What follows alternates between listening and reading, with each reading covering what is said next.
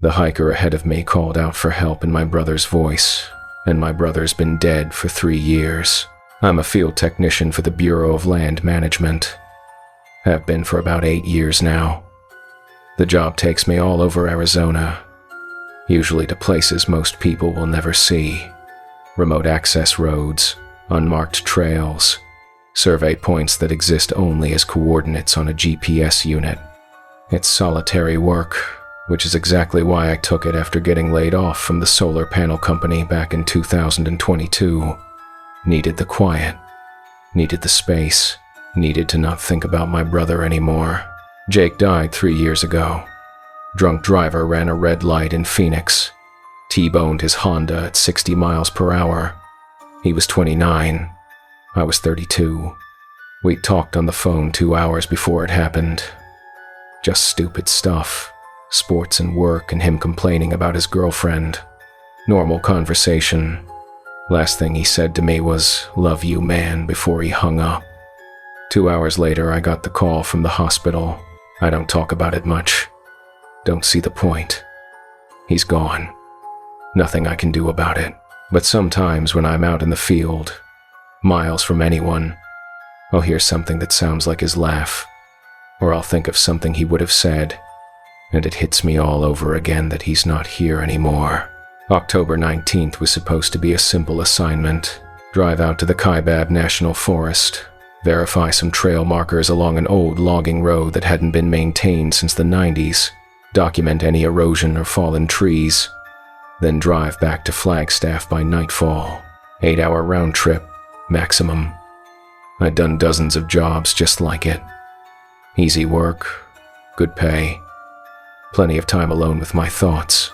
The problem started before I even left the main highway. My GPS unit died about 40 minutes into the drive. Not low battery, just blank screen. Wouldn't turn back on no matter what I did. I charged it the night before, double-checked it that morning, even tested it in the parking lot before I left. Worked fine. But now, sitting at a pullout on Highway 89, trying to figure out where the hell Forest Road 421 was, the screen was completely dead. I tried 3 different charging cables. Tried the cigarette lighter port and the USB port. Nothing. Just dead plastic and glass. Cell service had dropped off about 20 miles back, which was normal for that area. No bars, no data, no way to pull up a map on my phone. I had paper maps in the truck. Always carry them as backup. But the turnoff I needed wasn't marked on any of them. The coordinates in my work order put it somewhere between mile marker 73 and 74 on Forest Road 421. But when I got there, all I found was overgrown brush and a gap in the trees that might have been a road 30 years ago. I sat in the truck for a few minutes, engine running, heater on, staring at that gap in the trees. Something about it felt wrong. Not dangerous, just wrong. Like I was looking at a place I shouldn't go. But that was stupid. I'd been doing this job for 8 years. I'd hiked into places way more remote than this. This was just another trail. Just another survey point. Just another day at work. I parked on the shoulder, grabbed my pack, and decided to hike in on foot. The trail couldn't be more than 3 miles up, according to my notes. I'd be back before dark. Should have trusted my gut. Should have turned around right there. The forest was pine and juniper, thick enough that the afternoon sun barely reached the ground. Temperature was dropping fast, probably down to the mid-40s, and I could see my breath fogging in front of me. The air smelled like pine resin and dry earth, that clean, sharp smell you only get at elevation. I dressed for it, though. Boots, jeans, thermal shirt, work jacket. I carried a headlamp, a handheld radio, bear spray, water, and a fixed-blade knife on my belt. Standard gear for solo work in backcountry. The old logging road was easy enough to follow once I pushed through the initial brush. 2 deep ruts carved into red dirt. lined with pine needles and scattered with small rocks. Every 50 yards or so, I'd see a white blaze painted on a tree trunk, old trail markers from when this area was still active. Some of them were so faded I could barely make out the paint. Others had been carved over by tree growth, half swallowed by bark. The forest was quiet. Too quiet. No birds. No squirrels rustling in the undergrowth. No wind moving through the branches. Just the sound of my boots crunching on pine needles and my own breathing. I'd been in quiet forests before, but this felt different. This felt like the forest was holding its breath, waiting for something. About a mile in, I found the first survey stake. It was one of ours. Orange plastic cap, BLM stamp on the side, driven into the dirt just off the left rut. But according to my work order, there shouldn't have been any stakes on this trail. This was supposed to be a preliminary survey. First time anyone from the Bureau had been out here in over a decade. I crouched down and checked the stake. The plastic was new. No weathering, no sun damage, no scratches or dirt buildup. It had been placed recently, within the last few weeks, maybe. The stake was positioned perfectly, exactly where I would have placed it if I'd been doing the survey myself. Right angle to the trail, driven in at the correct depth, aligned with the geographic markers I could see on the nearby trees. Whoever put it there knew what they were doing. Knew Bureau protocols. I took a photo with my work camera, noted the GPS coordinates from my backup handheld unit, and kept walking. But I kept thinking about that stake, about how new it looked, about how perfectly it had been placed. That's when I saw the hiker. He was about 100 yards ahead, just visible through a gap in the trees. Tall guy, maybe 6 feet, wearing a dark green jacket and a gray beanie. He had a day pack on his shoulders and was walking at a steady pace up the trail, away from me. I called out to him, just a friendly, "Hey," to let him know I was there, but he didn't turn around. Either he didn't hear me, or he was wearing earbuds. I didn't think much of it at the time. People hiked these trails sometimes, even the unmarked ones. Locals who grew up in the area, hunters scouting for elk, the occasional wilderness photographer. I kept walking, figuring I'd catch up to him eventually. Maybe he'd seen the survey stakes. Maybe he'd know something about who'd been working this trail, but I didn't catch up to him. No matter how fast I walked, he stayed exactly the same distance ahead of me. 100 yards. Maybe 110. Always visible through the trees, always moving at that same steady pace. Never looking back, never adjusting his speed, just walking. I tried calling out again, louder this time. "Hey, excuse me." My voice echoed through the trees and died in the silence. He didn't react, didn't turn his head, didn't slow down, didn't give any sign he'd heard me. Just kept walking. I picked up my pace, started moving faster, taking longer strides, breathing harder. He stayed the same distance ahead. I slowed down to catch my breath. He slowed down too, always maintaining that exact same gap between us. That went on for another 20 minutes.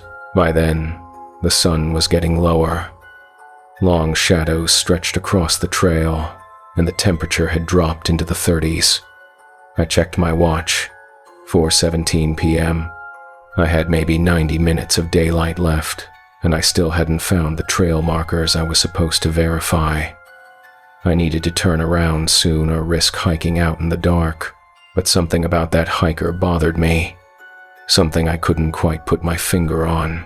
I stopped walking and just watched him for a minute. He was moving at a consistent speed, not fast, not slow, just steady. His gait was normal. His posture was relaxed.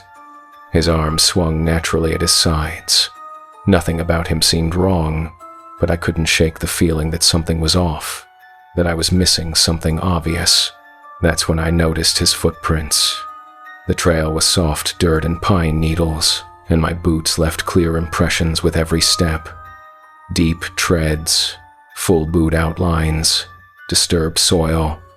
I could track my own path backward for as far as I could see. But when I looked ahead at the sections where the hiker had just walked, I couldn't see any prints. The dirt looked undisturbed. The pine needles lay flat and unbroken. I crouched down and checked the trail in front of me. My own boot prints were obvious, pressed deep into the soil, showing every detail of my tread pattern.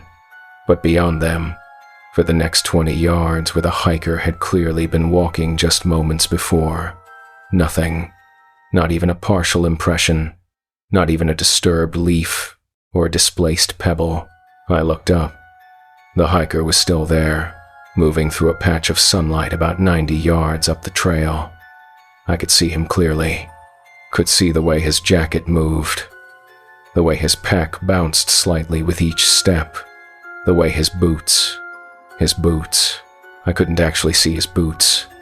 His pants legs went down to where boots should be, but the feet themselves were hidden by the shadows and the angle.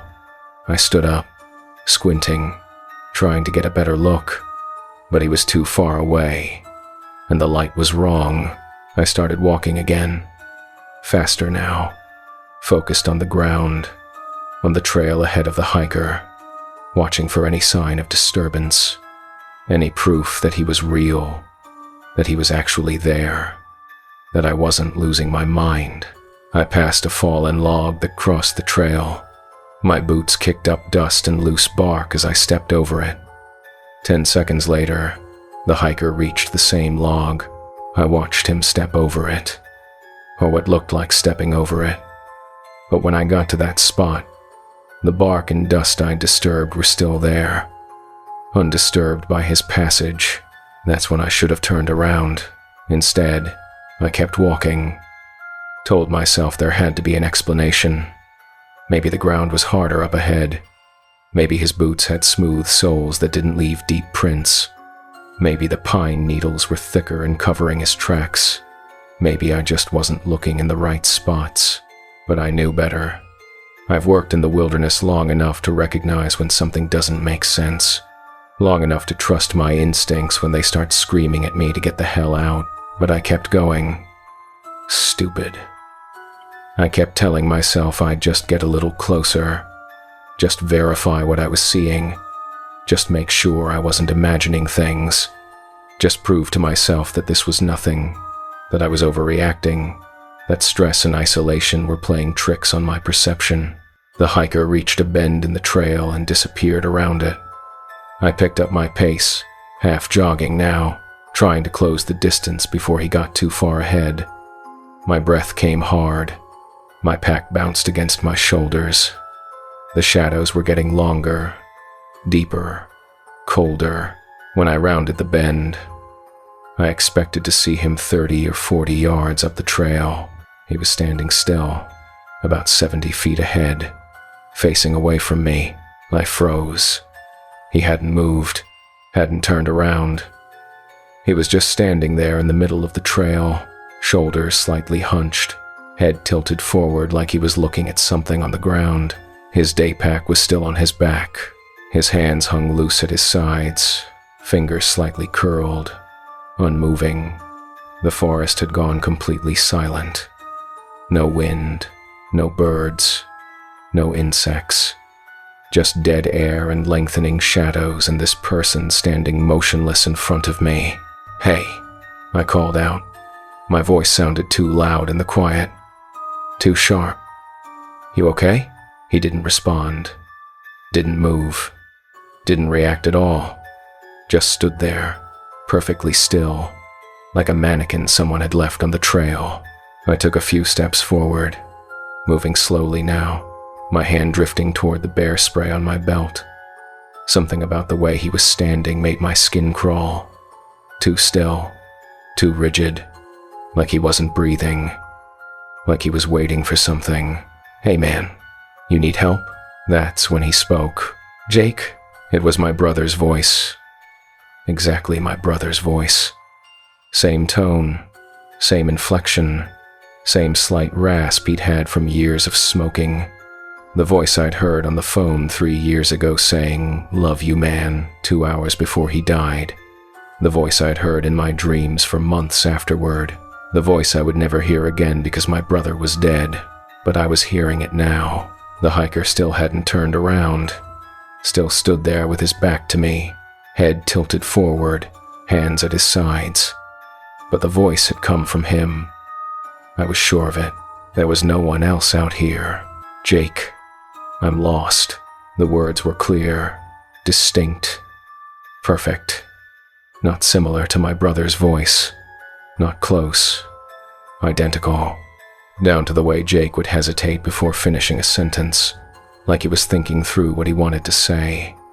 Down to the slight catch in his throat when he was worried or scared. I took a step back. Then another. My heart was hammering in my chest so hard I could feel it in my throat. This wasn't possible. This wasn't real. I was hearing things. Stress, exhaustion, too much time alone in the woods, grief I'd never properly dealt with. My mind was playing tricks on me. Had to be. "Jake, can you help me find the way out?" The voice was perfect. Not similar. Not close. Perfect. Down to the way my brother would hesitate before finishing a sentence, like he was thinking through what he wanted to say. Down to the slight catch in his throat when he was worried. The hiker's shoulders shifted slightly, not turning around, just adjusting his stance. His head tilted to the side. Too far. At an angle that looked wrong. Human necks don't bend like that. Not unless something's broken. I didn't say anything. Didn't move. Just stood there on the trail, staring at this person who wouldn't turn around, who wasn't leaving footprints, who was speaking in a dead man's voice. Then he started walking again, not fast. Same steady pace as before. Away from me, deeper into the forest. And as he walked, he called out again, the voice drifting back through the trees. "Jake, I don't know where I am. Jake, please, how can you hear me?" Each word was exactly right. Exactly how my brother would say it. The same rhythm, the same emphasis, the same emotional weight.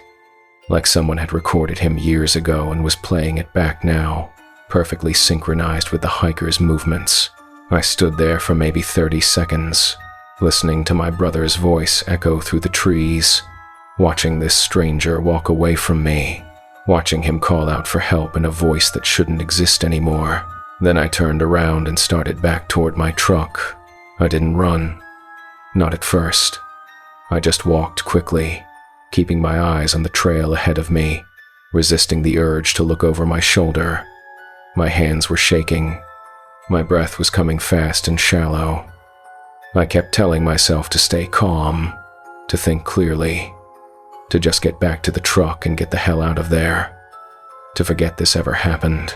I made it maybe 200 yards before I heard footsteps behind me, not running, just walking. Same steady pace, matching my speed exactly. I stopped. The footsteps stopped. I started walking again, faster now. The footsteps started again, keeping pace. I looked back. The hiker was following me now, about 50 feet back, still facing away from me, walking backward down the trail. His head was tilted at that wrong angle, and his arms hung too loose at his sides, swaying with each step like they weren't quite attached right, like the joints were in the wrong places. "Jake, why are you leaving? I need your help. Jake, please don't go." The voice was getting louder, more insistent, more desperate. Still perfect. Still exactly my brother. But something about it was starting to sound wrong. Like the words were right, but the emotion behind them was slightly off. Like someone trying to imitate feelings they'd never actually felt. I started running. The trail was rough and I stumbled twice, nearly going down both times, but I kept my footing and kept moving. My pack bounced against my shoulders. My breath came in ragged gasps. The forest blurred past me, Trees and rocks and shadows all bleeding together. Pine branches whipped at my face. Roots grabbed at my boots. I didn't hear footsteps behind me anymore.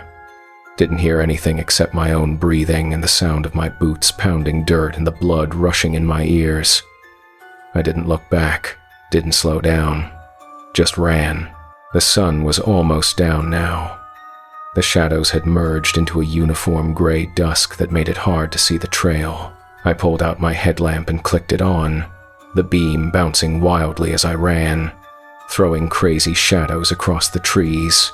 I don't know how long it took me to reach the place where I'd seen the survey stake. Could have been 5 minutes, could have been 15. Time had stopped making sense, but when I saw that orange plastic cap sticking out of the dirt, I knew I was getting close to my truck. Maybe half a mile, maybe less. I slowed to a fast walk, trying to catch my breath, trying to think. The trail curved ahead, disappearing into deeper shadow. My truck was just beyond that curve. Just a few more minutes. Just keep moving. Don't stop. Don't look back. Then I saw the second hiker. This one was standing directly in the middle of the trail, about 30 yards ahead. Same build as the first one. Same dark green jacket. Same gray beanie. Same day pack. But this one was facing me. I couldn't see his face. The shadows were too deep, and the sun had dropped below the tree line. But I could see his outline. Could see the way he stood there, perfectly still, arms at his sides, head tilted slightly to the right. Could see the way my headlamp beam hit him and seemed to absorb. Like the light was going into him and not coming back out. Jake. You came back. Same voice. Same exact voice. I veered off the trail, crashing through brush and low branches, circling wide around the figure. Thorns tore at my jacket. Pine branches whipped across my face, leaving stinging scratches. I kept my eyes locked on the gap in the trees where I'd left my truck, using it as a landmark, refusing to look at the thing standing on the trail. As I ran past it, maybe 20 feet to the left, I heard it turn. Not footsteps, just a wet, sliding sound, like joints moving in ways they shouldn't, like bones grinding against each other. And then it spoke again, but the voice had changed. It was my voice now. Why are you running? Why are you scared? Jake, it's me. Don't you recognize me? The words were mine.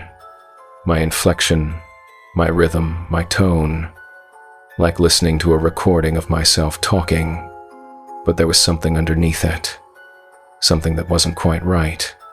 An echo, maybe, or a delay, like two voices speaking in perfect unison but slightly out of sync.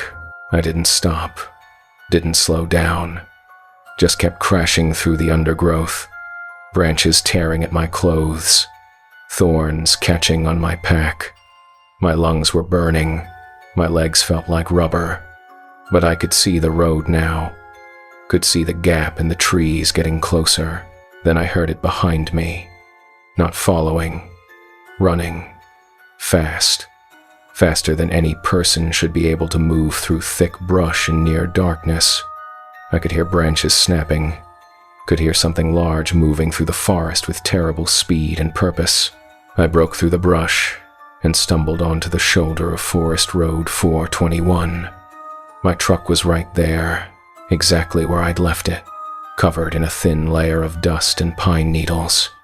I fumbled for my keys, hands shaking so badly I almost dropped them. Got them in the lock, got the door open, threw myself inside, locked the doors, started the engine with shaking hands. The old V8 roared to life, loud in the quiet forest. I threw it in reverse and backed onto the road without checking for traffic. Not that there would be any out here. Then shifted to drive and punched the gas. The truck fishtailed slightly on the loose dirt, then caught traction and surged forward. Gravel pinged off the undercarriage. The engine roared. I was doing 40, 50, 60 miles per hour down a forest road meant for 25, but I didn't care. I just needed distance. Needed to get away. In my rearview mirror, I saw the hiker step out of the trees onto the road. He was still too far away to see clearly, still just a dark silhouette against the darker forest. But he was facing me now, facing the truck, and he raised one hand in a slow, deliberate wave. Not friendly, not threatening, just acknowledging, like he was saying goodbye, like he'd see me again soon. Then he stepped back into the trees and disappeared. I drove for 40 minutes straight without stopping, hands locked on the wheel, eyes on the road, radio turned up loud to drown out the silence. I didn't calm down until I hit the main highway and saw other cars.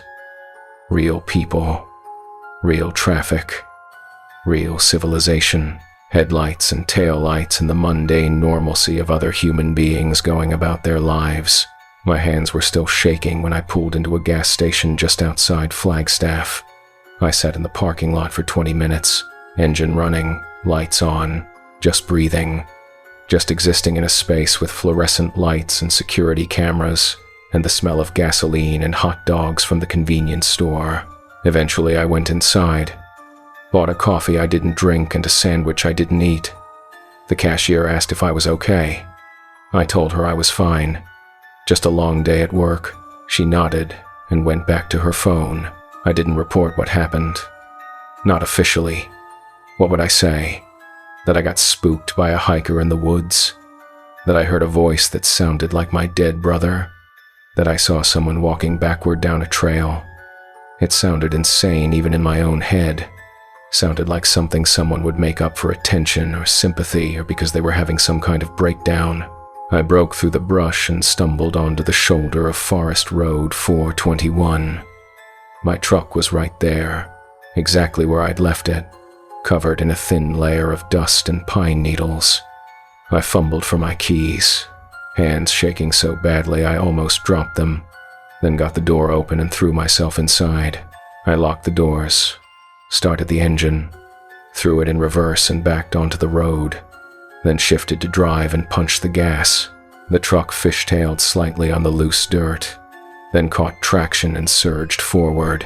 In my rearview mirror, I saw the hiker step out of the trees onto the road. He was still too far away to see clearly, still just a dark silhouette against the darker forest. But he was facing me now, facing the truck, and he raised one hand in a slow, deliberate wave. Then he stepped back into the trees and disappeared. I drove for 40 minutes straight without stopping, hands locked on the wheel, eyes on the road, radio turned up loud to drown out the silence. I didn't calm down until I hit the main highway and saw other cars. Real people, real traffic, real civilization. I didn't report what happened, not officially. What would I say? That I got spooked by a hiker in the woods? That I heard a voice that sounded like my dead brother? That I saw someone walking backward down a trail? It sounded insane even in my own head, but 3 days later, I got a call from my supervisor at the BLM office. Another technician had been sent to complete the survey I'd abandoned. He'd found the trail, same logging road, same coordinates, and he'd found something else too. Survey stakes, dozens of them, all new, all placed within the last few weeks, all positioned exactly where I was supposed to have placed them on my original assignment. And at the end of the trail, at the survey point I never reached, he found a ranger station, abandoned since the early 2000s, windows broken, door hanging open, and inside, sitting on a table near the back wall, he found a set of truck keys, BLM work truck keys, stamped with my assigned vehicle number, but my keys were in my pocket. I'd driven home with them. I still had them. The other technician took photos and filed a report. The Forest Service sent someone out to investigate, but by the time they got there, the ranger station was empty. No keys, no survey stakes, just an abandoned building and an overgrown trail. I don't work that area anymore. Put in for a transfer to a different region. Told my supervisor I wanted a change of scenery. He approved it without asking questions, but sometimes, late at night, when I'm alone in my apartment, I hear my brother's voice calling my name from the next room. And when I go to check, there's never anyone there. If you're ever hiking alone and someone calls out for help in a voice you recognize, someone who shouldn't be there, don't follow them. Don't try to help. Don't answer. Just turn around and leave.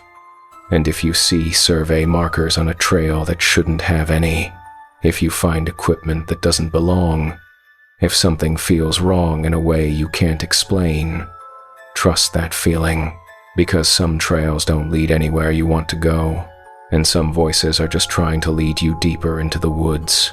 If this story kept you up, do me a favor and hit that like button. And if you've got your own stories about things in the woods that shouldn't be there, drop them in the comments. I read every single one, and if you want more stories like this, subscribe, because there's a lot more where this came from. The voice on the radio said my ex-wife's name, and she's been dead for 2 years. I've been into amateur radio since I was 16. Ham radio, CB, shortwave, anything with a frequency and a transmitter. There's something about the idea of sending your voice out into the void and having someone answer back that always appealed to me. No screens, no internet, no algorithms, just radio waves bouncing off the ionosphere and connecting two strangers who might be on opposite sides of the world. My dad got me into it. He was a trucker, used CB radio for work, and one Christmas he gave me an old realistic handheld scanner he'd picked up at a garage sale. I spent that whole winter listening to police dispatches, weather reports, amateur radio operators rag-chewing about antennas and propagation. I was hooked. Got my technician license at 17, general at 19, extra class at 22. By the time I was 30, I had a pretty serious station set up. Nothing competition grade, but solid equipment, good antennas, enough power to make contacts anywhere in the world if the conditions were right. I live outside of Silver City, New Mexico, about 15 miles from town on 20 acres of scrubland that backs up against the Gila National Forest. Bought the property in 2015 with money from an inheritance. My dad had died the year before. A massive heart attack at 62 while making a delivery in Oklahoma, and he'd left me enough to put a down payment on some land and a small house. It's quiet out here, dark at night, no light pollution, no neighbors within 3 miles, no city noise, perfect for radio work. I've got a tower mounted to the side of my workshop, about 40 feet tall, with a beam antenna that can reach pretty much anywhere in the continental US on a good night, sometimes further if the conditions are right. I've made contacts in Japan, Australia, Germany, even Antarctica, once during a special event. My ex-wife Sarah and I split up in 2018. No dramatic blow-up, no cheating, no fighting. We just drifted apart. She wanted to be closer to her family in Albuquerque. I wanted to stay out here in the middle of nowhere with my radios and my dogs. We tried to make it work for a while, but eventually, we both admitted it wasn't fair to either of us. Divorce was finalized in 2019. Stayed friends, though. Talked on the phone every few weeks. She'd tell me about her job at the university, about the guy she was dating, about her sister's kids. I'd tell her about my contracting work.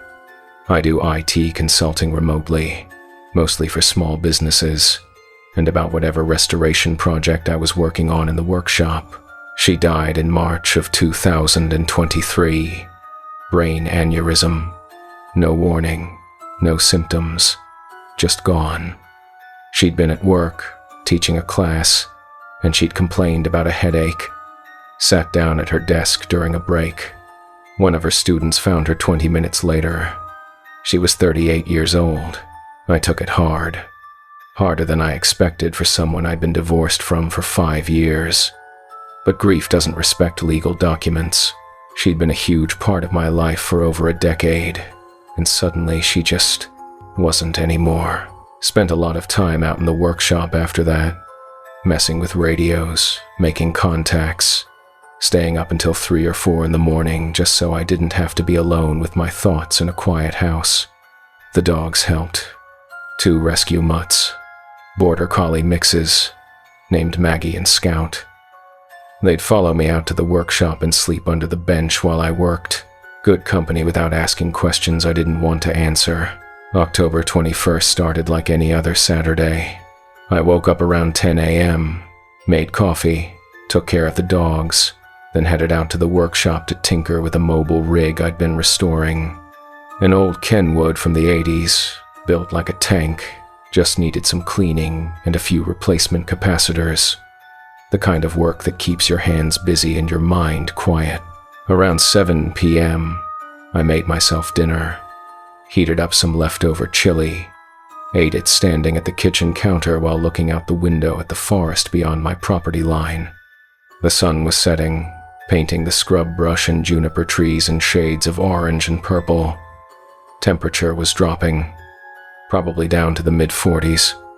Clear sky, no clouds, perfect conditions for radio propagation. I grabbed a beer from the fridge and headed back to the workshop. My setup isn't fancy, but it works. I've got a Yaesu transceiver as my main rig, a couple of handheld units for monitoring local repeaters, a police scanner that's usually running in the background, and a vintage tube amp I restored myself. Everything's mounted on a plywood board above my workbench, with power supplies and cables running everywhere in an organized chaos that makes sense to me but probably wouldn't to anyone else. I powered up the Yaesu and started scanning through the 40-meter band, listening for activity. Saturday nights are usually pretty busy. You get a lot of casual operators checking in, rag-chewing about weather and antennas and whatever else comes to mind. It's social hour for radio nerds. I made a few contacts. Guy in Colorado complaining about early snow. Woman in Texas asking for signal reports on her new antenna. A group of operators in California having a roundtable discussion about vintage equipment. Normal stuff. Comfortable. Familiar. Around 9:30 p.m., I heard something that made me stop scanning. A voice calling for help on 146.52 megahertz. Emergency simplex frequency. Not commonly used unless someone's in real trouble. This is anyone. Stranded. Coordinates north 33 degrees. 15.2 minutes. West 108 degrees. 42.1 minutes. Please respond. The signal was weak and broken up, fading in and out with deep QSB. That slow rise and fall of signal strength you get when conditions are marginal. But I could tell it was a male voice. Young, maybe mid-20s. He sounded scared, breathless. The coordinates he was giving were local, somewhere in the Gila National Forest, maybe 20 or 30 miles northeast of my location. Deep backcountry. No cell service, no roads. Just wilderness. I turned up the volume, adjusted the squelch, tried to clean up the signal. The voice came through again, clearer this time, but still breaking up. Anyone? Please. Truck broke down. Been walking for hours. Phone dead. It's getting cold. I keyed my mic. Station calling for assistance. This is Kilo Echo 5 Tango Lima. I copy your distress call. What's your situation? Over. Static. White noise. The hiss of empty air. I waited, watching the S-meter on my radio, looking for any indication of a signal. 10 seconds. 20. Then his voice came back, stronger now, like he'd adjusted his antenna or moved to higher ground. Thank God. I've been trying to reach someone for hours. My truck broke down on a forest road and my phone's dead. I've been hiking for about 3 hours trying to get back to the main highway, but I think I'm lost. It's getting really cold out here. I can see my breath and I'm not dressed for this. I grabbed a pen and paper, started writing down details. Call sign protocol went out the window when someone's life might be at stake. Copy that. What's your name and where did you start from? Over. My name's Travis. Travis Hendricks. I was camping near the west fork of the Gila River, at a campsite about 2 miles up from the trailhead. The truck wouldn't start this morning, so I figured I'd hike out to the main road and get help, but I must have taken a wrong turn somewhere because I don't recognize anything around me.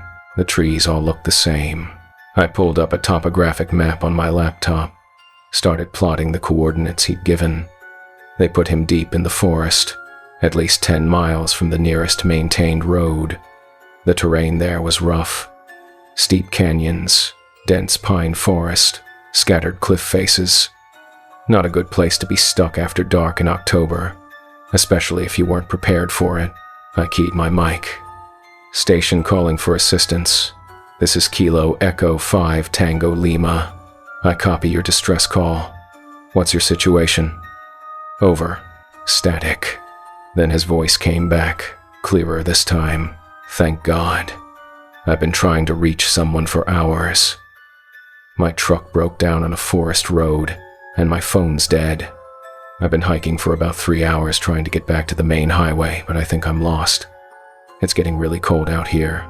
I grabbed a pen and paper, started writing down details. Copy that. What's your name and where did you start from? Over. My name's Travis. I was camping near the west fork of the Gila River. Truck wouldn't start this morning, so I tried to hike out, but I must have taken a wrong turn somewhere. I don't recognize anything around me. I pulled up a topographic map on my laptop, started plotting the coordinates he'd given.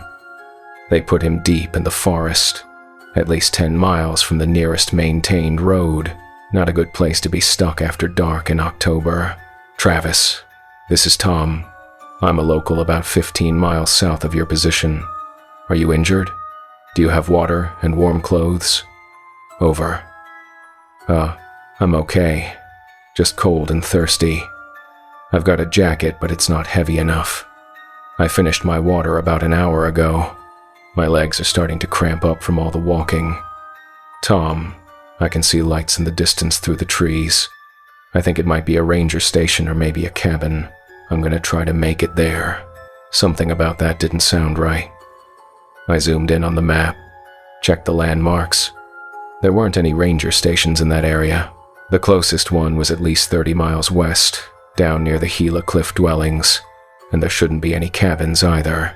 That whole section was designated wilderness. No permanent structures allowed. Travis, I don't think there are any ranger stations near your location. Can you describe what you're seeing exactly? Over. Static. Longer pause this time. I could hear wind noise in the background when his mic was keyed.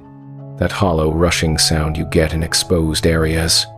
Then his voice came back, and something about the cadence sounded different.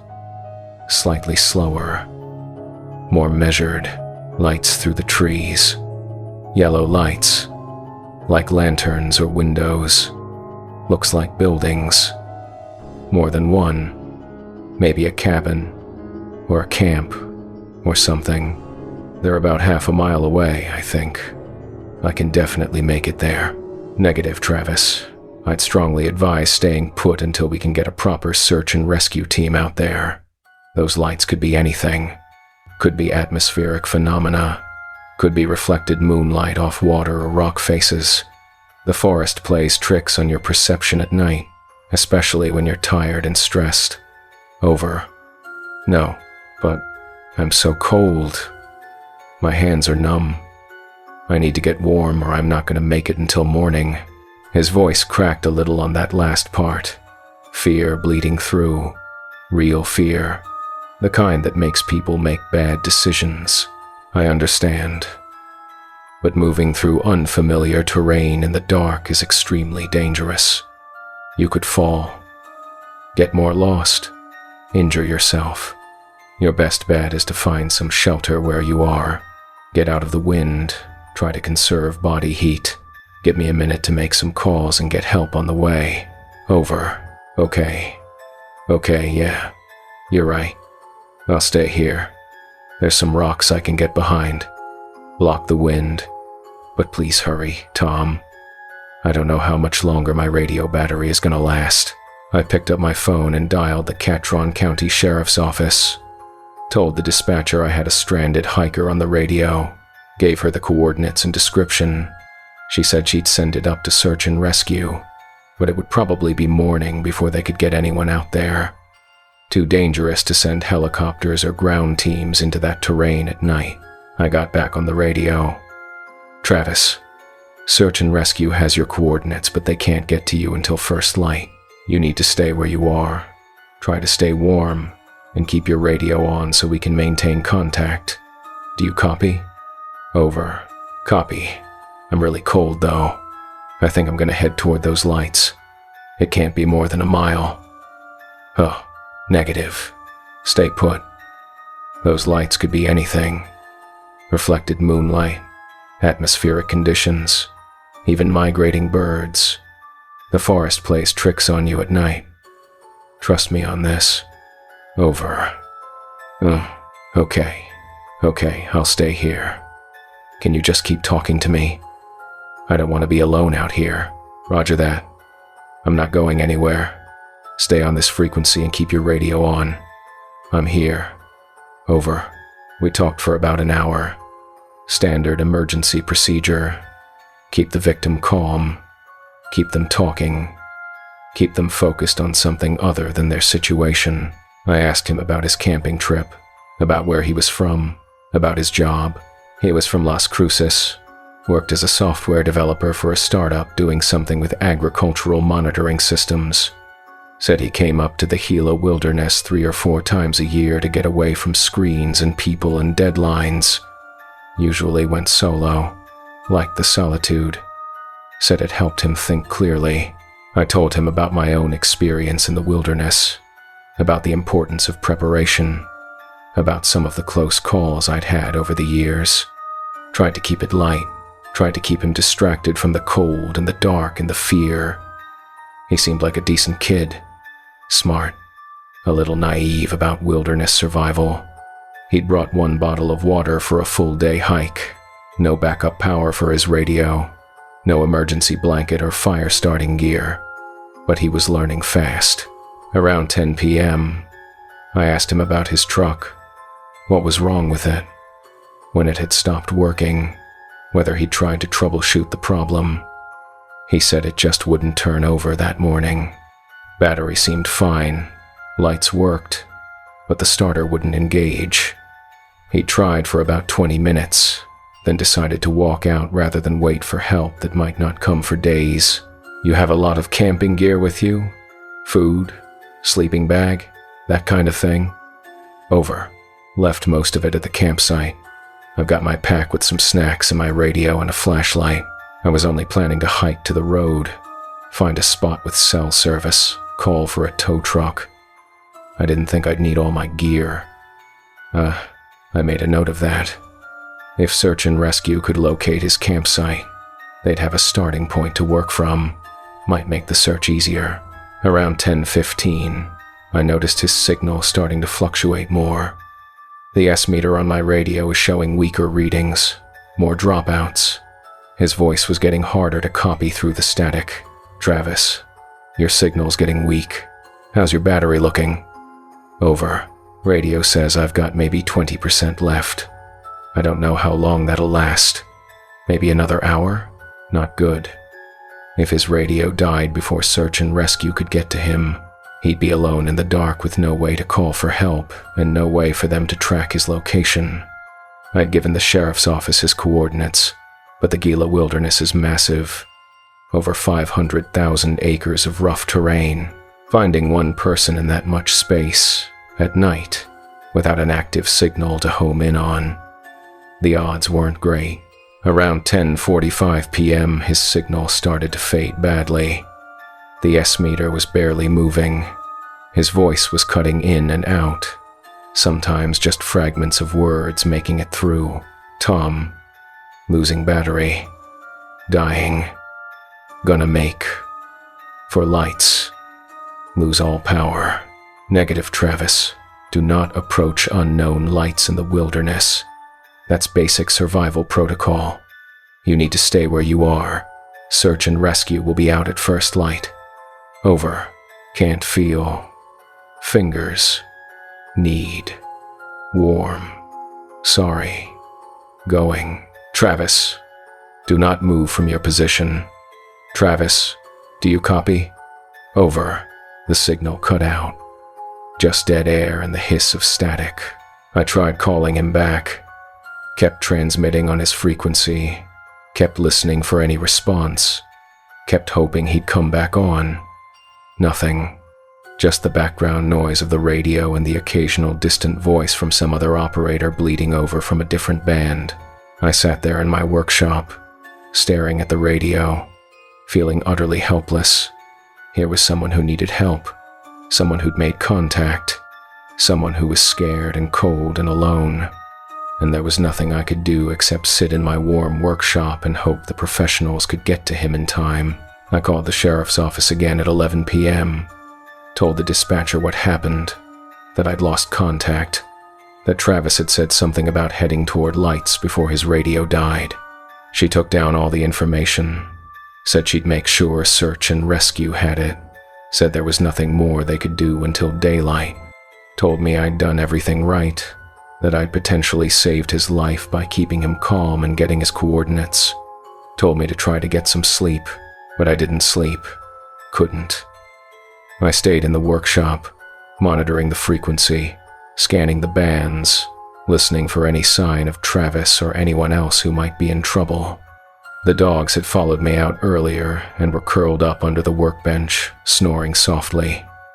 I envied them, the ability to just not worry, not think, just exist in the moment. Midnight came and went, then 1 a.m. I made myself another cup of coffee, even though I knew it would keep me wired for hours. Didn't matter. I wasn't sleeping anyway. Around 1:30 a.m., the radio crackled to life. Static, then a voice. Clear signal. Strong. No fading. No dropouts. Like the person was transmitting from just a few miles away instead of deep in the wilderness. Tom, this is Travis. I found the cabin. I grabbed the mic so fast I nearly knocked my coffee over. Travis, what's your status? Are you okay? Are you warm? Over. It's not a cabin. It's something else. Tom, there are people here, but they're not. They're not. Right. Their faces are wrong. My blood went cold. Travis, what do you mean? Describe what you're seeing. Be specific. Over. Static. A long pause. Wind noise in the background. Then his voice again, but slower now. Like he was reading from a script. Like he was choosing his words very carefully. Tom, can you come get me? I don't think I can make it back alone. I need your help. I need you to come to these coordinates. Something was wrong. The rhythm of his speech was off. The emphasis was wrong.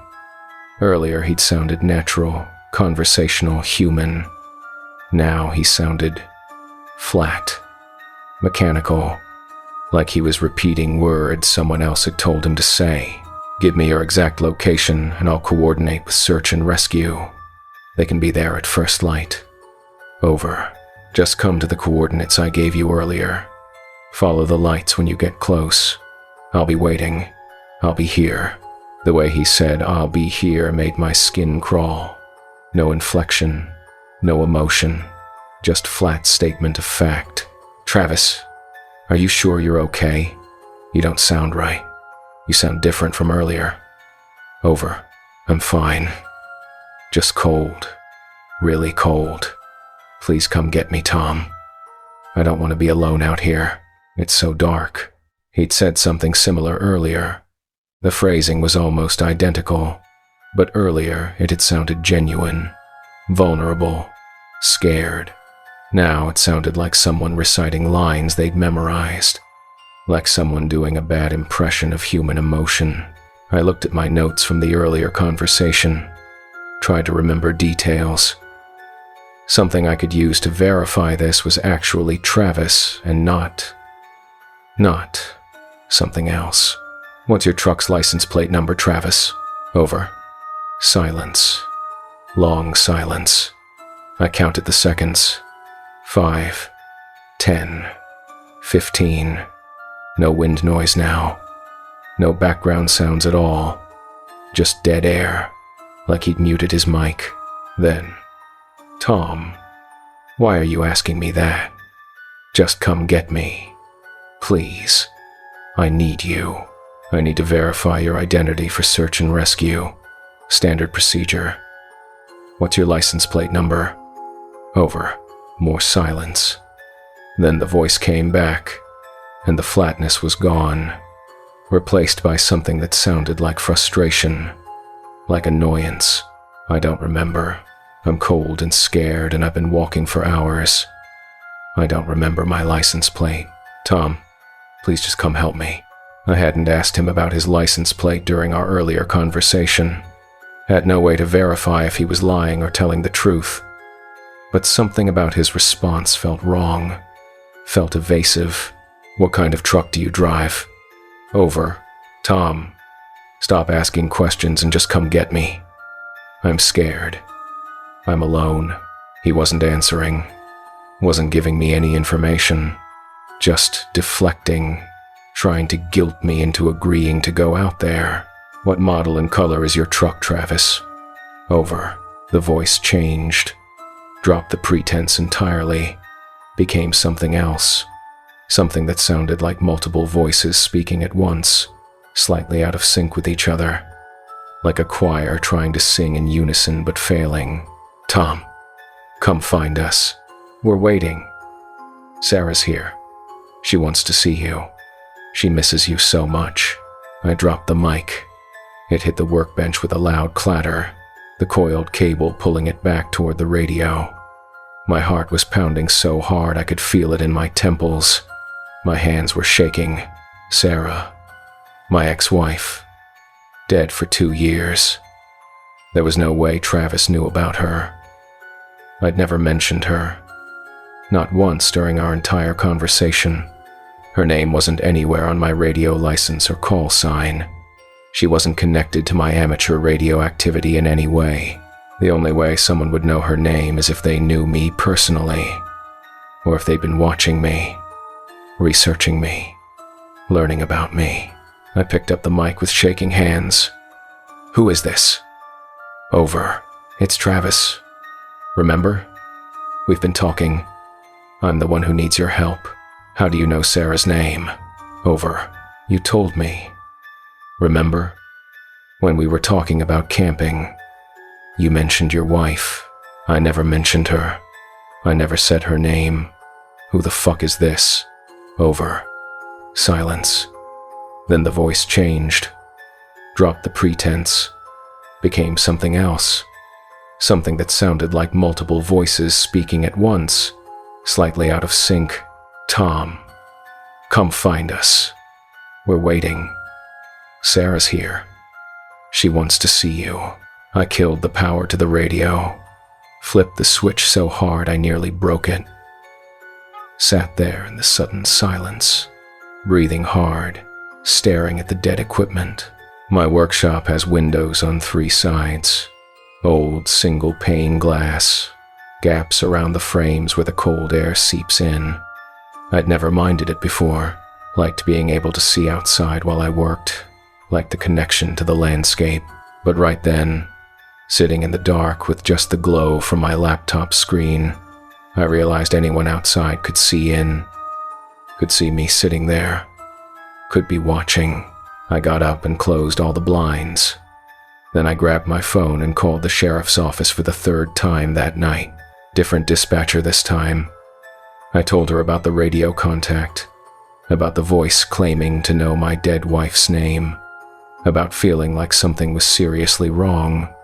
She listened patiently, then told me she'd send a deputy out to check on me if I wanted. I told her no. Told her I was fine, just spooked. She said to call back if anything else happened. I sat in the workshop for another hour, blinds closed, lights off, just sitting in the dark with my laptop and my thoughts. Around 3 a.m., I finally convinced myself I was overreacting. Travis probably mentioned Sarah at some point and I just forgot. Or maybe he looked up my call sign online and found an old obituary or social media post. There were logical explanations.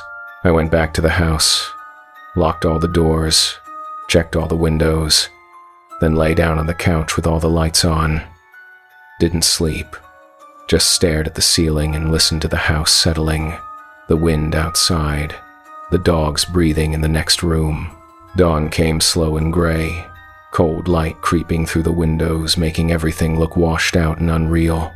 I made coffee with shaking hands, spilled half of it trying to pour it into my cup, stood at the kitchen window looking out at my property.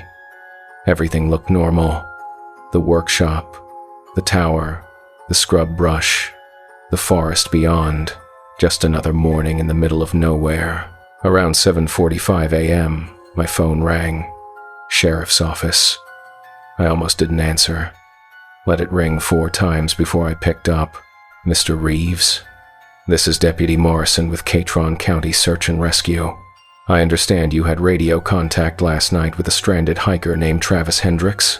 Yes, that's correct. We located his vehicle this morning at the coordinates you provided. Found it on Forest Road 158, about 12 miles northeast of the Gila Visitor Center. Can you tell me about your radio contact? What time did you first hear from him? I went through it all. The distress call at 9:30 p.m., the conversation that lasted about an hour, his signal dying around 10:45, the second contact at 1:30 a.m. that sounded wrong. I didn't mention Sarah's name, didn't mention the multiple voices, just said the second contact seemed off somehow, that I thought something might be wrong. Can you send me your radio logs? Any recordings you might have? I can try.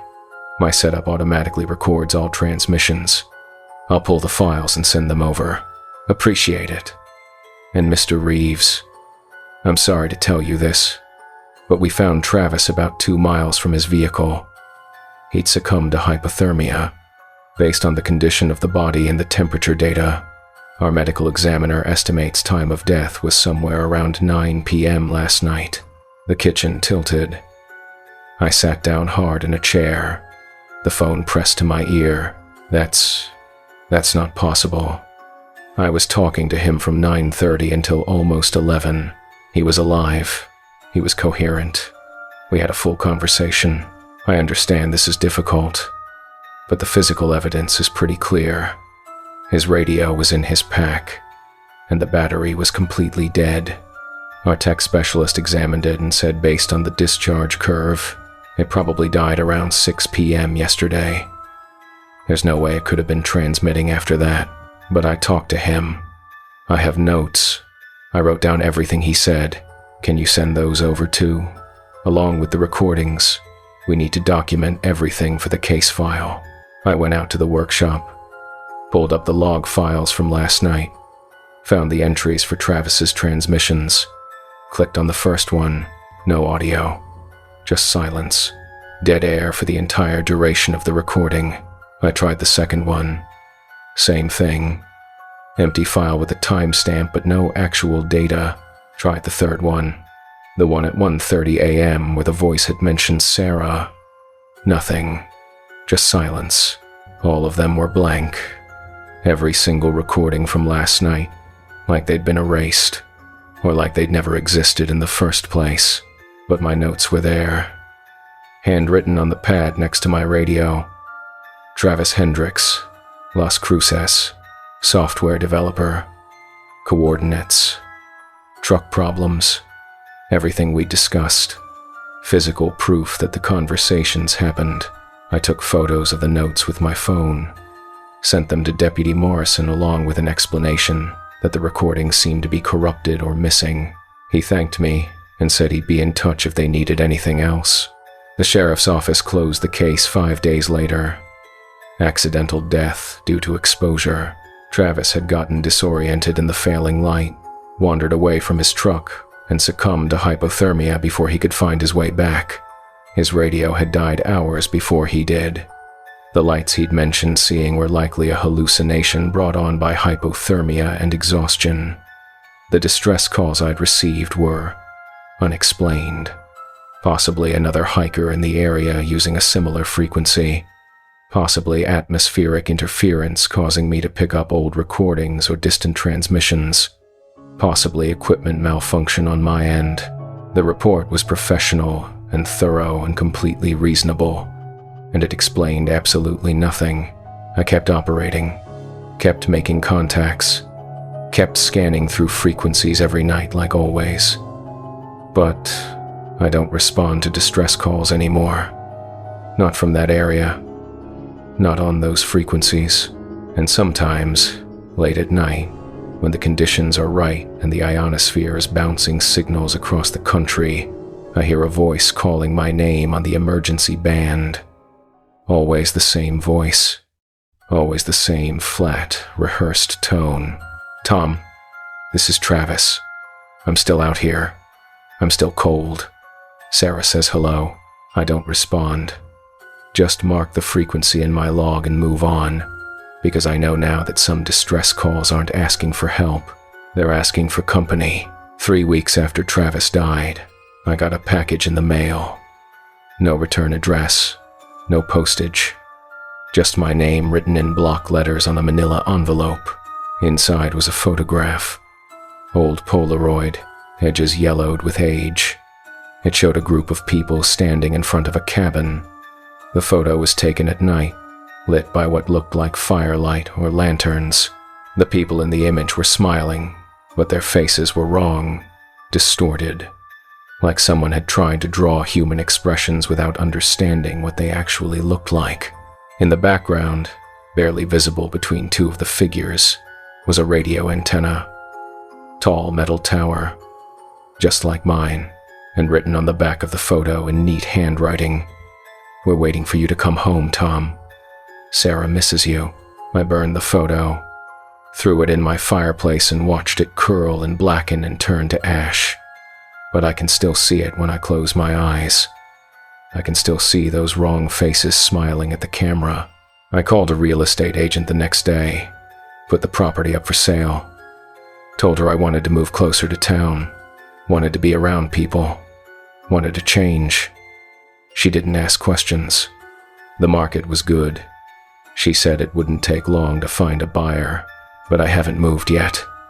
Keep finding excuses to delay. Keep telling myself I'm being irrational.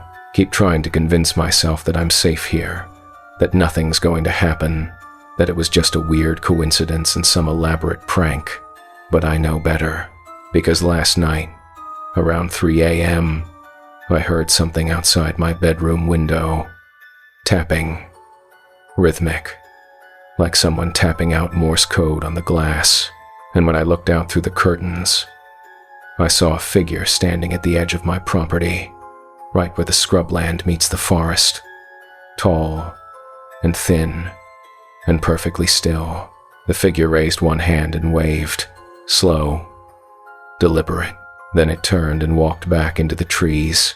I packed a bag this morning, grabbed my laptop, some clothes, important documents, called a friend in Silver City and asked if I could stay with him for a few days.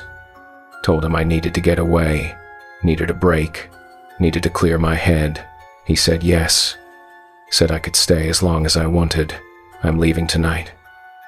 Soon as the sun goes down, taking my truck, taking the dogs, taking everything I can fit, because I made a mistake.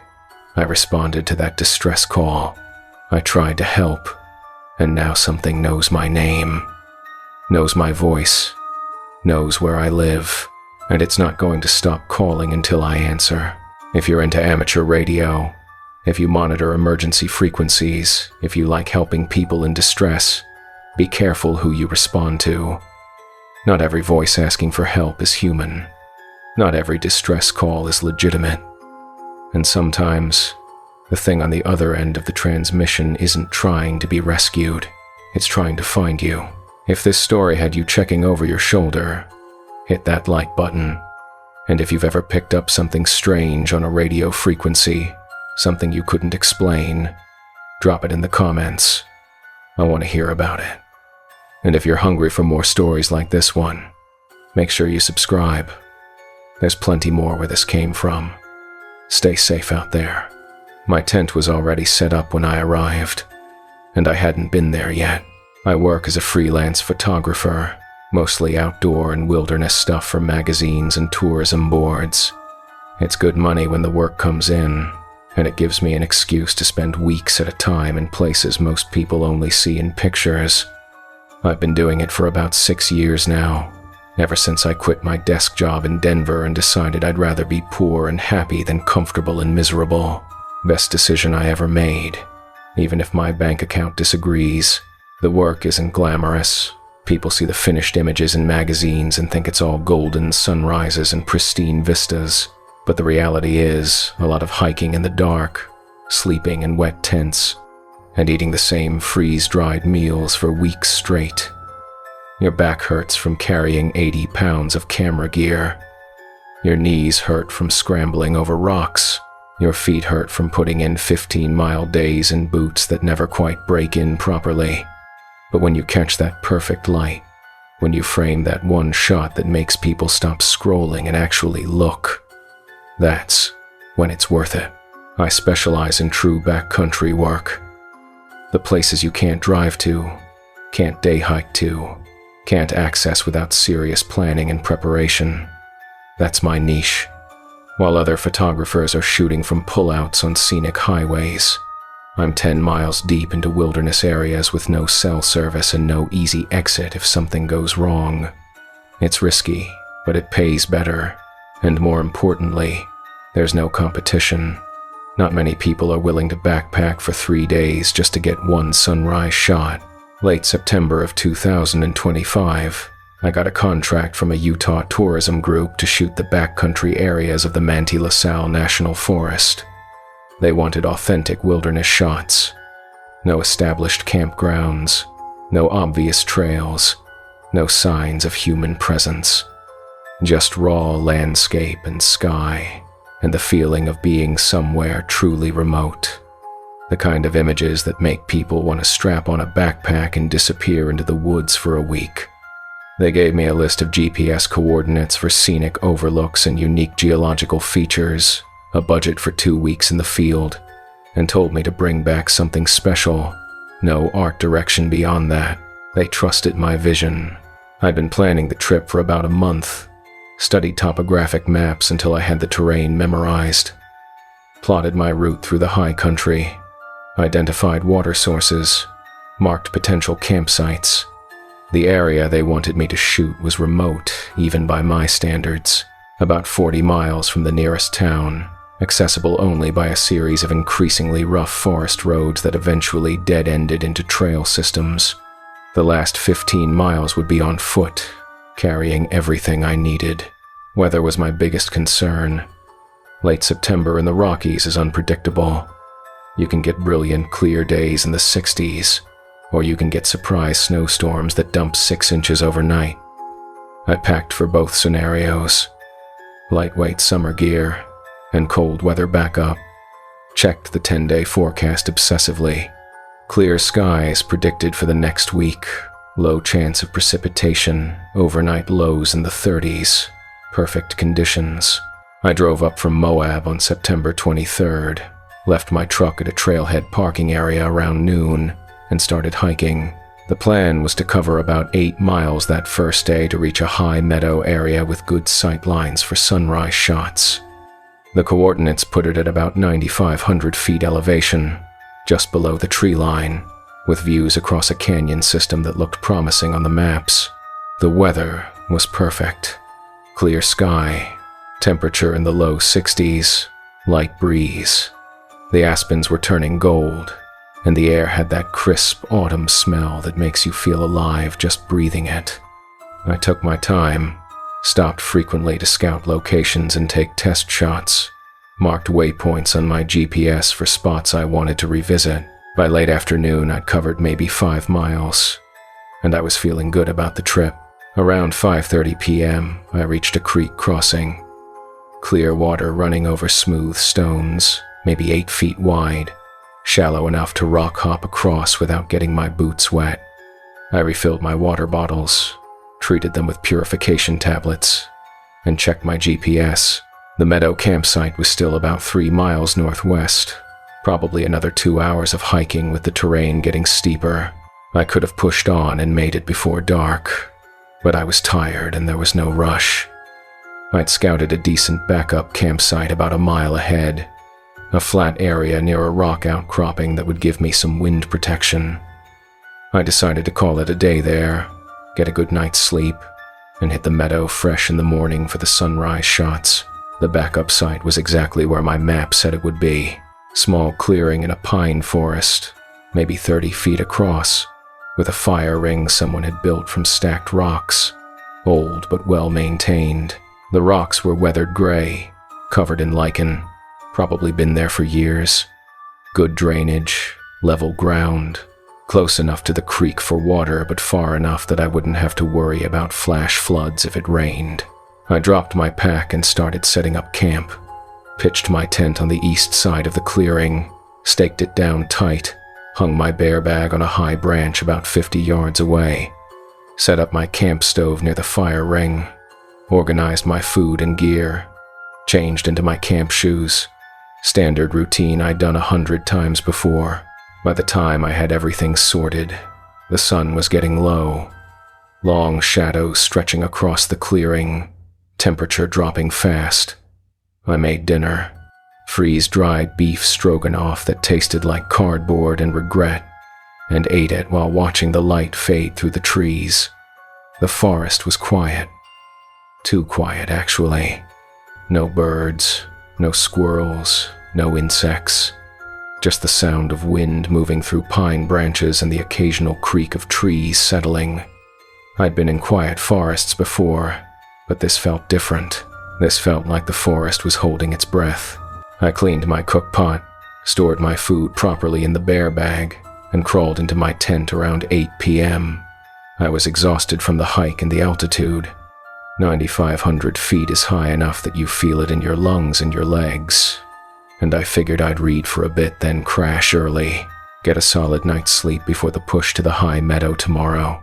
But the moment I lay down in my sleeping bag, I realized something was wrong. The tent smelled like smoke. Not fresh smoke from a campfire, but old smoke, stale and acrid, like someone had been burning green wood or maybe trash. And underneath that, something else. Something organic and unpleasant that I couldn't quite identify. Almost like decay, but not quite. Like wet fur or rotten meat left in the Sunday. I unzipped the tent and stuck my head out, sniffing the air outside. It smelled fine out there. Clean pine, cold mountain air, the faint mineral smell of the creek in the distance. Nothing unusual, but inside the tent, the smell was strong, pervasive, like it had soaked into the fabric over days or weeks. I checked my gear, looked for anything that might be the source. A forgotten piece of trash, maybe, or something I'd accidentally packed that had gone bad. Inspected my food bag even though I'd hung it 50 yards away. Checked my boots for dog shit or something I might have stepped in. Nothing. Everything was clean and properly stored. The smell was coming from the tent itself, from the nylon walls and the floor. I grabbed my headlamp and inspected the interior more carefully. Ran my hands over the fabric, looking for stains or damage. The material looked fine. No tears, no obvious contamination, no signs of moisture or mold. But the smell was definitely there, and it seemed to be getting stronger the longer I sat in the enclosed space, like my body heat was activating it somehow. Then I noticed something else that made my stomach drop. My sleeping bag wasn't where I'd put it. I had a specific routine for setting up my sleep system. I always laid my pad on the right side of the tent, toward the back corner. away from the door, gave me the most room to move around and kept the drafty door area clear. I'd done it the same way for 6 years, in hundreds of different campsites. Muscle memory, but now my sleeping bag was on the left side, toward the door, and it was fully unzipped and spread open, like someone had been sleeping in it and just gotten up. The pad was underneath it, positioned perfectly, the sleeping bag arranged neatly. I knew I hadn't done that. I'd rolled out the pad first, then pulled the sleeping bag from its compression sack and laid it flat on top, still zipped up. I always unzipped it just before getting in, never before. It was one of those little habits you develop when you spend a lot of time camping. Keeps the down from getting compressed in areas you're not using, helps it last longer. But here it was, fully open, positioned wrong, looking exactly like I'd just gotten out of it after a full night's sleep. I sat there in the tent entrance, headlamp beam cutting through the dark interior, trying to make sense of what I was seeing. Maybe I was more tired than I thought. Maybe I'd positioned the sleeping bag differently than I remembered. Maybe the altitude was messing with my perception, but I knew that wasn't it. I'd been backpacking for years. I knew my routine. I knew how I set up my tent. And this wasn't it. I got out and walked around the clearing, checking the perimeter with my headlamp. Looked for footprints, broken branches, any sign that someone else had been here. The ground was soft enough that tracks should have been visible, but I didn't see anything except my own boot prints from setting up camp. The fire ring looked different than I remembered. When I'd first arrived, it had been full of old ashes and partially burned wood. Now it was clean, completely clean, like someone had taken the time to remove all the debris and arrange the rocks in a perfect circle. I stood there staring at it, my headlamp beam making the lichen-covered rocks look gray-green and alien. I definitely hadn't cleaned out the fire ring, hadn't touched it except to set my stove nearby, but it was spotless. I checked my gear, pulled everything out of my pack, inventoried it by headlamp, camera bodies, lenses, batteries, memory cards, food, water filter, first aid kit, clothing, sleeping pad. Everything was there. Nothing missing, nothing added, but my pack felt wrong somehow. Lighter than it should be, or maybe heavier. I couldn't tell. Then I found it, tucked in the bottom of my pack, underneath my spare clothes. A photograph, Polaroid. Old one, the kind with the white border. The image was faded, colors washed out, like it had been exposed to sunlight for years. It showed a campsite in a forest clearing, fire ring made of stacked gray rocks, pine trees in the background, a tent pitched on the east side of the clearing. My tent, my exact tent. Same color, same model, same position. But in the photo, the tent door was open, and inside, just barely visible in the shadows, was a figure. Someone sitting in the tent, facing the camera. Too dark to see details, but definitely human-shaped, definitely watching. I'd never seen this photo before. Had no idea where it came from. It wasn't mine. I looked up from the photo to my actual tent, maybe 15 feet away. The door was zipped shut, exactly as I'd left it. The tent looked normal in my headlamp beam, just a green dome of nylon fabric, slightly sagging from the stakes. But now I couldn't shake the feeling that there was someone inside it, sitting in the dark, watching the door, waiting for me to come back. I backed away from the tent, slowly, keeping my headlamp pointed at it, watching for any movement, any sign of disturbance. Nothing, just still fabric moving slightly in the breeze. I walked the perimeter of the clearing again, checked every shadow, every gap in the trees, every possible hiding spot. Called out. "Hello? Is anyone there?" My voice sounded too loud in the quiet forest. and the silence that followed felt oppressive. No answer, no movement, nothing. I made a decision. I wasn't sleeping in that tent. Not tonight. Not with that smell and that photo and that sleeping bag positioned wrong and the fire ring cleaned out by hands that weren't mine. Something was very wrong with this campsite, and I wasn't stupid enough to ignore it. I grabbed my sleeping bag from inside the tent, moving fast, not looking at the shadows in the back corner, not thinking about what might be watching me, and set up a bivouac near the edge of the clearing. Just the sleeping bag and my sleeping pad on top of it, exposed to the sky. Cold, uncomfortable, but I'd be able to see anything approaching, and I'd be away from that tent. I sat on my sleeping pad with my back against a tree, headlamp off, letting my eyes adjust to the darkness. The moon was up, about 3/4 full, giving enough ambient light to see shapes and movement once my night vision kicked in. My tent was a dark lump on the far side of the clearing, maybe 20 feet away. The fire ring was a circle of pale rocks catching moonlight. The forest was a wall of black around the edges, tree trunks visible as vertical shadows against slightly less dark spaces. I waited, watched, listened. Minutes crawled by, each one feeling like 10. My legs started to cramp from sitting in one position, but I didn't move, didn't take my eyes off that tent. The cold was seeping through my sleeping pad, working its way into my bones. My breath formed clouds in the moonlight. The temperature had to be in the low 30s by now, maybe lower. Around midnight, I heard something. Not from the tent, from the forest beyond it. A soft sound, almost like footsteps, but not quite right. Too rhythmic, too measured, like someone walking on the balls of their feet, trying to move quietly but not quite managing it. I held my breath and listened. The sound moved along the edge of the clearing, staying just inside the tree line, circling, making a slow circuit around the campsite. It took maybe 2 minutes to complete the full loop, and then it started again. Same path, same rhythm.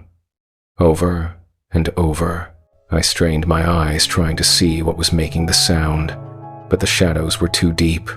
Just darkness and tree trunks and the occasional glint of moonlight on pine needles. Whatever was out there stayed hidden. The circling continued for what felt like an hour. Maybe it was. Time had stopped making sense. My watch said 1:15 a.m., but it felt like days had passed since sunset. The sound never changed, never got closer, never stopped. Just that endless circuit around the clearing, over and over and over. Then, around 1:45, it stopped. Complete silence. No wind, no rustling, no footsteps. Just dead air and my own breathing, which sounded too loud in my ears. I waited, every muscle tense, expecting something to happen, expecting whatever had been circling to show itself, to rush in, to do something. But nothing happened. Just silence stretching on and on. That's when I saw movement at the tent. The tent door unzipped, slowly, from the inside. The zipper made that distinctive metallic sound, loud in the silence. The door flap opened, and a figure emerged. It looked like me, same height, same build, same hiking pants and fleece jacket I'd been wearing earlier. Same boots, even the same headlamp on its head, though the light wasn't turned on. It stood up outside the tent and stretched, arms over its head, like it had just woken from a good sleep. Then it started packing up the camp. I watched from my position at the edge of the clearing as this thing that looked like me dismantled my tent with practiced efficiency, pulled the stakes, collapsed the poles, stuffed the fabric into the compression sack, exactly the way I would have done it. Same movements, same routine, same methodical approach. It loaded everything into my backpack, Organized the gear with the heavy items at the bottom, lighter items on top, cinched down the straps, adjusted the hip belt, put the pack on its shoulders and settled the weight, bouncing slightly to check the balance. Then it looked directly at me. I froze, pressed myself back against the tree, not breathing, not moving. The thing's head was tilted at a wrong angle, too far to the side, like it was listening rather than looking. Its face was in shadow, the moonlight hitting it wrong, making the features look blurred and indistinct. It took a step toward me, then another, moving with a strange gait, almost gliding across the clearing. Not quite walking, not quite anything I could name. I grabbed my camera from beside me and turned it on. The autofocus assist light lit up, a bright red beam cutting through the darkness. The thing stopped, tilted its head the other way, too far, bones bending in ways they shouldn't. I took a photo. The flash fired, brilliant white light flooding the clearing for a split second. In that frozen moment, I saw it clearly. My face, my exact face. Same stubble, same scar above my left eyebrow from a hiking accident 3 years ago. Same slightly crooked nose I'd broken in high school, but the eyes were wrong. Too reflective, like animal eyes caught in headlights. And the smile was wrong. Too wide, too many teeth visible. The darkness crashed back after the flash. My night vision was destroyed, everything washed out in purple after images. I blinked rapidly, trying to clear my sight, and when I could see again, the thing was gone. My tent was gone. My backpack was gone. The fire ring was full of old ashes again, like it had never been cleaned. The clearing looked exactly like it had when I'd first arrived. I sat there against the tree, shaking, my camera clutched in both hands, until the sun came up. Dawn arrived slow and gray, cold light filtering through the pines, turning everything monochrome. I stood up on stiff legs and checked the clearing in the growing light. My tent was gone. My gear was gone. Everything except what I'd kept with me. My sleeping bag, sleeping pad, the clothes I was wearing, and my camera. I checked the camera's memory card, scrolled through the images, found the photo I'd taken at 2 a.m. It showed the clearing, lit by flash, the fire ring, the trees in the background, but no figure, no thing wearing my face, just an empty campsite. But in the bottom corner of the frame, just visible at the edge of the light, was my tent, packed away, loaded in a backpack, being carried into the forest by something I couldn't see. I started hiking. No plan, no destination, just moving. I had to get out of there, had to get back to my truck.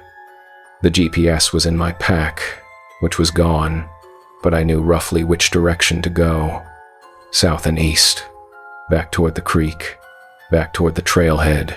I walked for maybe 20 minutes before I found it. My campsite, the real one. It was in a different clearing, about half a mile from where I'd spent the night.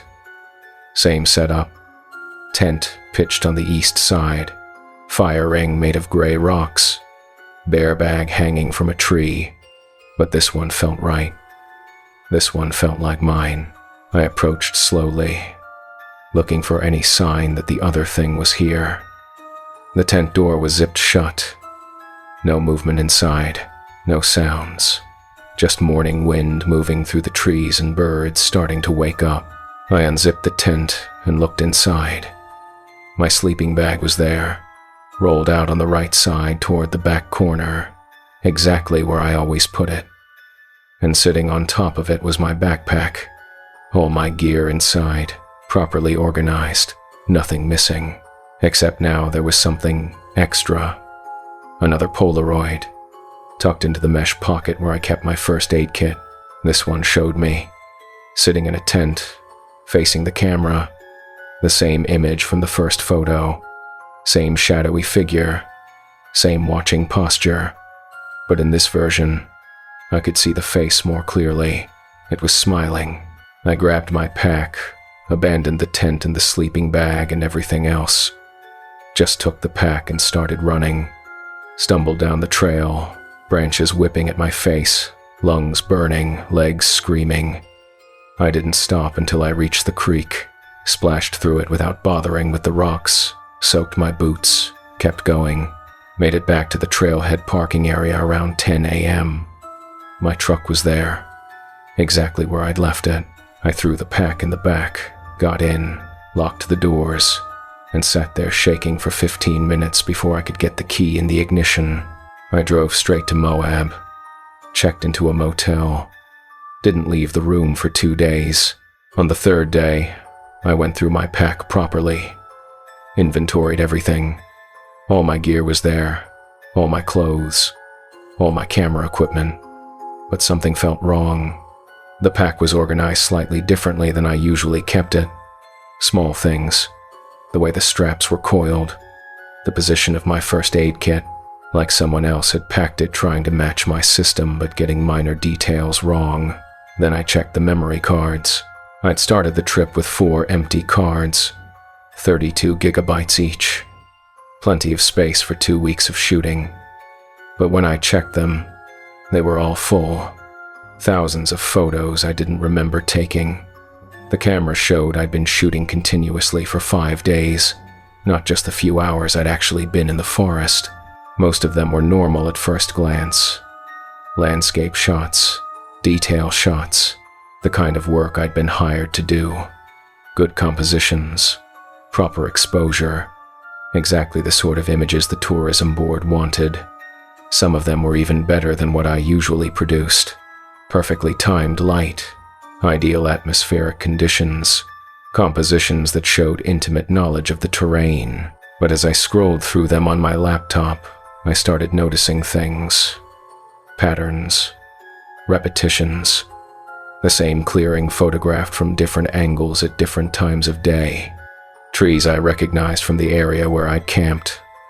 That distinctive rock outcropping I'd seen near my site, shot at sunrise, at noon, at sunset, at night under moonlight.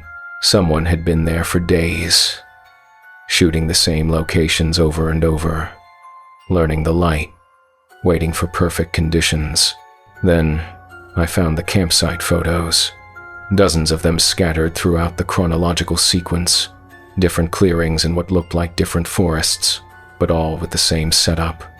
Tent pitched on the east side of the clearing, fire ring made of stacked gray rocks, pine trees in the background, and in most of them, if you looked carefully at the shadows inside the tent, you could see a figure, just a dark shape, barely visible through the mesh door or the translucent walls, sitting, always sitting in the same position, facing the camera, waiting.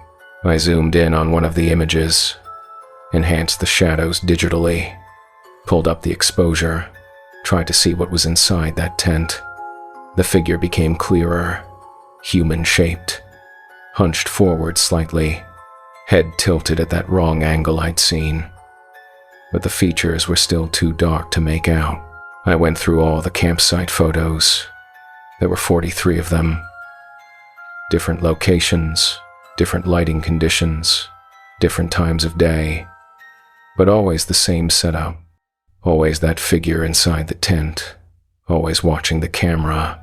And in the last photo on the last card, dated 3 days after I'd left the forest and returned to Moab, there was a shot of a parking lot. The motel parking lot where I was staying. My truck, clearly visible. License plate in focus. Taken from outside the driver's side window at an angle that suggested the camera had been maybe 5 feet away. Held at chest height. Pointed slightly down at the driver's seat. At me sitting there, head down, looking at my phone. Completely unaware I was being photographed. The timestamp said 2 p.m. I checked my phone's location history. At 2 p.m. that day, I'd been in my truck in that parking lot, trying to decide whether to drive home to Denver or stay in Moab another night.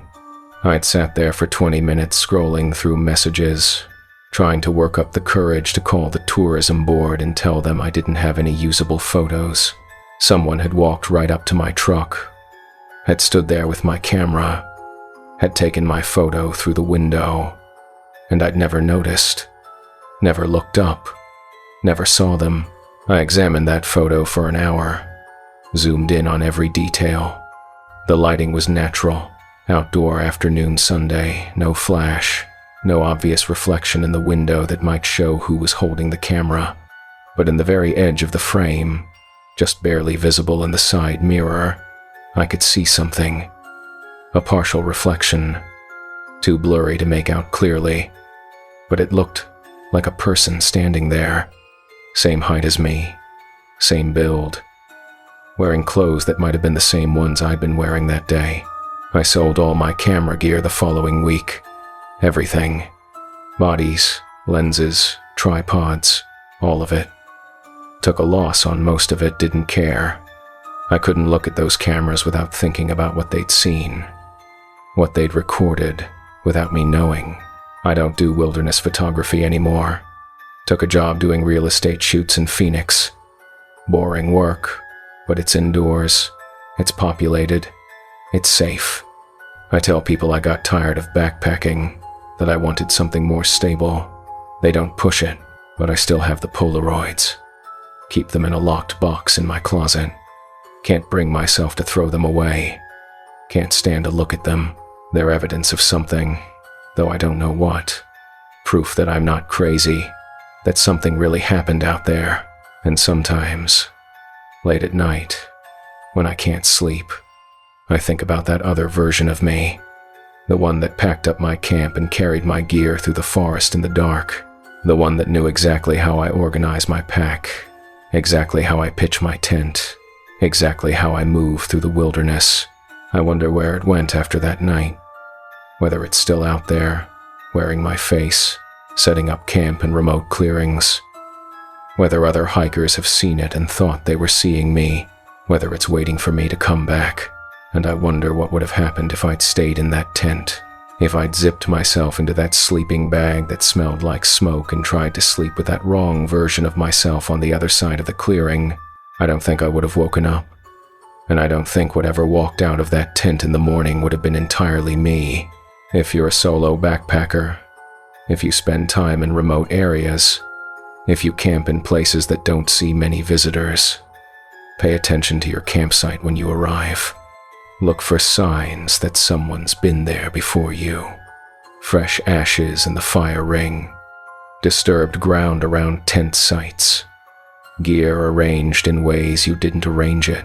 And if you ever arrive at your planned campsite to find it already set up exactly the way you would have set it up yourself, don't stay there.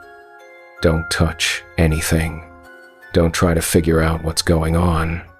Just turn around and hike somewhere else, anywhere else, because some things in the wilderness know how to be you better than you do, and they're waiting for you to come home.